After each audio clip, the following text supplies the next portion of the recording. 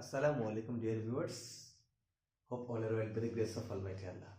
আজকে আমরা জানবো উইন্টার এক্সপ্রেশন, অর্থাৎ এই যে শীত, প্রচন্ড শীত পড়েছে, এই শীতে আমরা কিভাবে কিছু বাক্য তৈরি করব।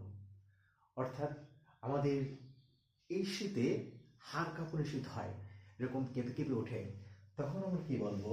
এখন বাইরে হাড় কাঁপুনি ঠান্ডা। সত্যি এখন বাইরে হাড় কাঁপুনি ঠান্ডা। এর ইংরেজি কি হবে? এর ইংরেজি হবে now it is shivering cold outside. It is shivering cold outside, অর্থাৎ এখন বাইরে হাড় কাঁপুনি ঠান্ডা। যদি আমি বলি আজ অনেক ঠান্ডা পড়েছে, আজ সত্যি অনেক ঠান্ডা পড়েছে, এর ইংরেজি হবে টুডে ইজ ভেরি কোল্ড অথবা ফ্রস্টি। আমরা কোল্ড অথবা ফ্রস্টিকে নিতে পারি প্রচন্ড ঠান্ডার ক্ষেত্রে, অথবা হাড় কাঁপুনি শীতের জন্য আমরা শিভারিং ইউজ করতে পারি।